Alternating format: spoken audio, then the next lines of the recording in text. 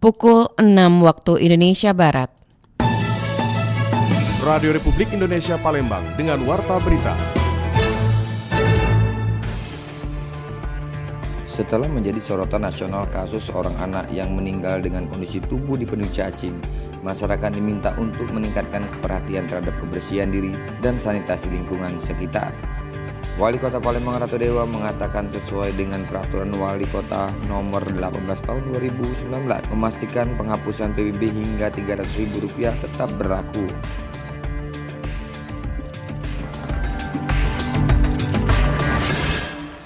Selamat pagi, Anda sedang mendengarkan Warta Berita Radio Republik Indonesia Palembang. Selain informasi tadi, sejumlah informasi lain juga akan kami hadirkan.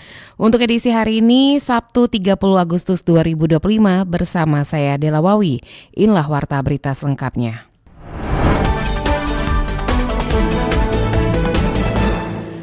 Setelah menjadi sorotan nasional kasus seorang anak yang meninggal dengan kondisi tubuh dipenuhi cacing, masyarakat diminta untuk meningkatkan perhatian terhadap kebersihan diri dan sanitasi lingkungan sekitar. Kasus viral meninggalnya seorang anak dengan kondisi tubuh dipenuhi cacing membuat masyarakat tersentak. Menanggapi hal tersebut, Adminkes Alimadia sekaligus penanggung jawab program kecacingan Dinas Kesehatan, Dr. Daules mengingatkan bahwa kecacingan adalah penyakit serius yang tidak boleh disepelekan. Menurutnya, Indonesia sendiri termasuk salah satu negara endemis kecacingan. Iklim tropis dan lembab membuat potensi penularan semakin tinggi. Ia menambahkan kecacingan merupakan penyakit berbasis lingkungan, faktor sanitasi yang buruk, kebiasaan buang air besar sembarangan, dan juga rendahnya kesadaran hidup bersih menjadi penyebab utama. Karena itu perhatian terhadap kebersihan lingkungan serta perilaku hidup sehat sangat penting untuk mencegah kejadian serupa terulang. Kesehatan terutama untuk perilaku hidup bersih dan sehat untuk dirinya sendiri ya. Dan diperkirakan 24% penduduk di dunia ini sering terinfeksi cacingan, terutama di daerah tropis dan subtropis. Dan cacingan itu salah satu penyakit yang berbasis lingkungan ya. Maka perhatian terhadap situasi sanitasi itu perlu ditingkatkan ya. Jangan bosan-bosannya kita mengingatkan warga untuk selalu menjaga kebersihan lingkungan ya. Dan itu cacingan itu erat kaitannya dengan kebiasaan masyarakat dalam menjalankan perilaku hidup bersih dan sehat. Dinas Kesehatan sendiri terus menjalankan program pemberian obat cacing massal, terutama pada anak-anak sekolah dasar yang menjadi kelompok paling rentan. Selain itu, orang tua diimbau juga memastikan anak-anak mendapat obat cacing minimal 2 kali setahun, menjaga pola makan higienis, serta membiasakan cuci tangan dengan sabun. Dari Jalan Radio Heru Rizky, RRI Palembang terus mengudara untuk Indonesia. Kasus meninggalnya balita akibat cacingan di Sukabumi menjadi peringatan serius bahwa penyakit yang kerap dianggap ringan ini dapat berujung fatal jika diabaikan. Menyikapi hal tersebut, Kepala Bidang Pencegahan dan Pengendalian Penyakit Dinas Kesehatan Sumatera Selatan, Ira Primadesa, menjelaskan bahwa saat ini pihaknya terus menggalangkan program pemberian obat pencegahan massal cacingan bagi anak-anak. Program ini dilaksanakan melalui pendistribusian obat albendazole 2 kali setahun untuk anak usia 1 hingga 12 tahun melalui puskesmas di 17 kabupaten dan kota. Tahun ini cakupan POPM di Sumsel telah menjangkau lebih dari 1,5 juta atau 96,74% dari target. Upaya yang sudah dilakukan oleh Dinas Kesehatan Provinsi Sumatera Selatan, kita juga berkoordinasi dengan Dinas Kesehatan seluruh kabupaten kota di Provinsi Sumatera Selatan itu, antara lain kita pemberian obat cacing albendazole itu setahun 2 kali. Kemudian kita mendampingi survei kecacingan dengan BLKM di beberapa kota dengan hasil 0, artinya tidak ada yang terpapar. Untuk pembangunan sanitasi, kemudian bedah rumah ya, bagi yang ada program bedah rumah itu memang signifikan keterkaitannya karena dengan meningkatnya kebersihan di rumah dan masyarakat, dia mengurangi penularan kecacingan tersebut. Untuk saat ini distribusi obat tidak ada kendala, alhamdulillah. Juga kita sosialisasi ke masyarakat tidak ada kendala karena masyarakat memang sudah sadar untuk penyakit kecacingan ini. Ditambahkan Ira, selain pemberian obat, Dinas Kesehatan juga melakukan pemeriksaan laboratorium terhadap sampel tinja anak-anak. Hingga saat ini hasil survei Mikrokopis belum menemukan adanya kasus cacingan di wilayah Sumatera Selatan.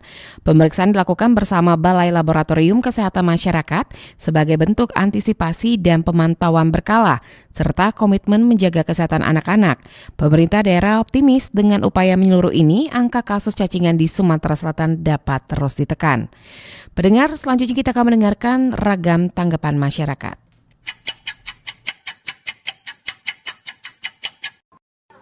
Halo, saya Azza. Saya dari Lorong Rawajaya. Pendapat saya mengenai viralnya berita bayi yang terinfeksi membuat warga beramai-ramai ke puskesmas. Tentunya reaksi yang dialami oleh warga tersebut adalah reaksi yang kolektif, yang wajar atau normal, terutama bagi orang tua seorang anak yang pasti mereka menginginkan kesehatan yang baik untuk anak-anaknya.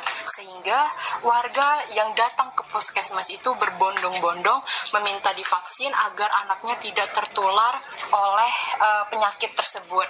Namun bisa kita lihat di sini bahwa masyarakat kita kurang literasi sehingga tidak menunggu informasi resmi dari pihak pusat, dari pihak kesehatannya. Padahal belum tentu semua berita yang viral tersebut adalah bersifat fakta.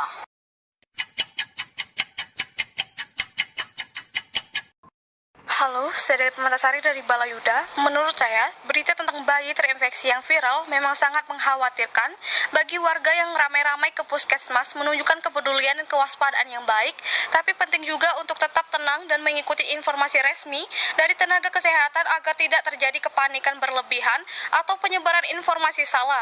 Pemeriksaan dan penanganan yang cepat dari puskesmas sangat membantu dalam mencegah penyebaran penyakit.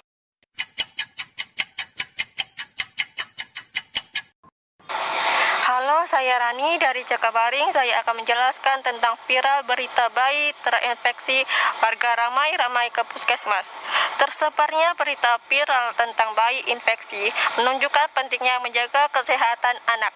Kuncinya adalah kebersihan dan nutrisi. Pertama, cuci tangan rutin, bersihkan rumah, dan pastikan makanan yang bersih.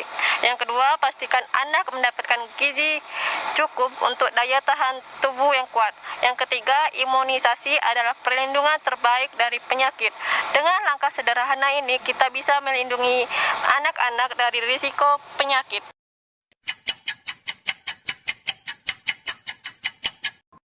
Pendengar, simak wawancara Novariana bersama Kabid Kesehatan Masyarakat Dinkes Sumsel, Dedi Irawan, seperti apa cacingan di dalam tubuh manusia.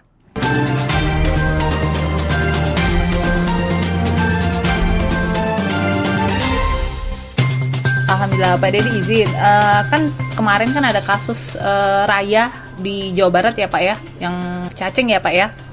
Nah Pak, saya ingin tanya, katanya di Sumsel saat ini banyak masyarakat sadar akan bahaya cacing yang berlebihan di dalam tubuh, seperti itu Pak. Ya mungkin dari Dinkes. Oh, masyarakat cacingan. Mungkin orang tua ya, lebih tepatnya orang tua ya Pak ya.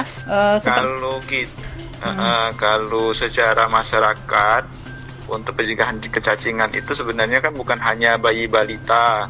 Tapi kan seluruh masyarakat, termasuk orang tua, orang dewasa juga itu. Kan rutin untuk makan obat cacing itu sebenarnya dalam setahun itu minimal 6 bulan sekali atau 1 kali dalam 1 tahun. Itu untuk dewasa juga ya Pak ya? Masa dewasa itu. Oh, obat cacing itu ya Pak ya. Kalau kita tidak makan obat cacing itu Pak, seperti saya nih Pak, saya mungkin sudah sangat lama ya tidak makan obat cacing itu Pak. Iya, tidak makan obat cacing. Kalau kita jaga kebersihan, terutama kalau kita mau makan itu cuci tangan pakai sabun dengan 6 langkah, dengan air mengalir, kemudian kita jaga sanitasi di rumah kita, lingkungan kita, ya mudah-mudahan infeksi cacing itu kan berkurang, karena cacing itu biasanya masuk melalui mulut. Dari makanan, dari tangan kita yang tercemar. Pak, itu kenapa lebih rentan anak-anak Pak yang cacingan itu? Karena anak-anak kan dia ini sering main pegang apa baik tangannya kan. Oke, apa Bisa dari pegang mainan, bisa dari pegang dari tanah, atau pegang apa, dia kan kadang nggak cuci tangan, kadang dia langsung pegang mulut, cucup jari, macam-macam itu kan. Kukunya panjang juga, itu kan bisa tempat cacing juga. Nah kalau untuk dewasa Pak, ini kan seperti saya sampaikan tadi Pak, saya kan udah lama tidak makan obat cacing ya Pak ya. Apakah akan nantinya menjadi beresiko Pak? Seperti usia saya? Ya, tidak apa-apa, konsumsi aja obat cacing. Kalau kita dewasa tidak apa-apa, untuk mengurangi risiko kan. Siapa tahu kita kan tidak tahu sebelum-sebelumnya cak mana kan, kita makannya cak mana kan. Oke, seperti itu ya Pak. Dan untuk lansia juga ya Pak ya? Iya, boleh, bisa. Oke, obat cacing tuh mudah ya Pak didapat ya Pak ya? Mudah, obat cacing itu banyak di apotik. Sekarang kan kalau makan obat cacing kan cacingnya tidak utuh-utuh lagi kan, sudah hancur. Oke. Keluarnya hancur sekarang. Tapi cacingan juga, tapi dalam tubuh kita tetap harus ada cacing ya Pak ya, seperti itu ya Pak ya. Cuman tidak berlebihan. Iya, kan dia kan sebagai organisme ini juga untuk membantu ini juga, tapi kalau kebanyakan kan infeksi dia. Oke, seperti kasus Raya di Jawa Barat itu ya Pak ya. Iya, betul. Oke. Baik Pak Dedi, makasih ya Pak ya statementnya. Siap. Baik Pak Dedi, makasih ya Pak Dedi. Assalamualaikum. Yuk, Waalaikumsalam.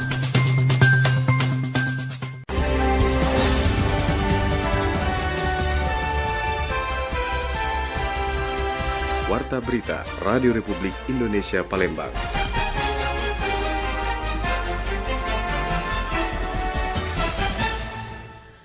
Wali Kota Palembang Ratu Dewa mengatakan sesuai dengan Peraturan Wali Kota Nomor 18 Tahun 2019 memastikan penghapusan PBB hingga Rp300.000 tetap berlaku.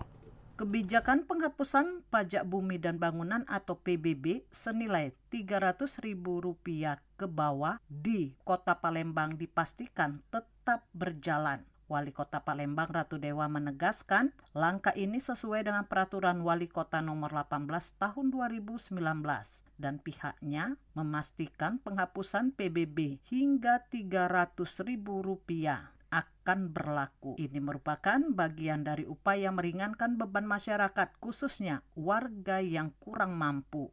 Untuk pajak, saya minta kemarin kalau yang kaitan yang nilai 300 ya, kemarin sudah ada dikeluarkan juga kajian, termasuk saya minta benar-benar dirapatkan dan dikonsultasikan dengan APH dan juga BPKB. 300 tetap kita mengacu kepada yang terdahulu. Tetapi penekanan saya bahwa kita ingin 300 itu nilainya benar-benar tepat sasaran, benar-benar orang yang tidak mampu.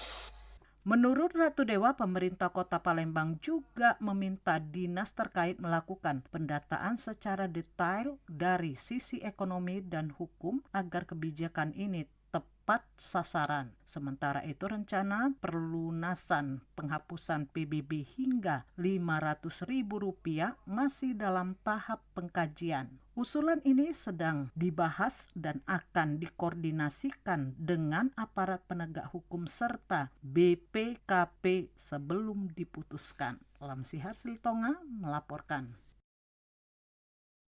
Sengketa hukum antara PT Sri Andal Lestari atau SAL dengan PT Bank Rakyat Indonesia kembali memanas setelah pelelangan aset perusahaan dimenangkan PT Sejati Pangan Persabda atau SPP.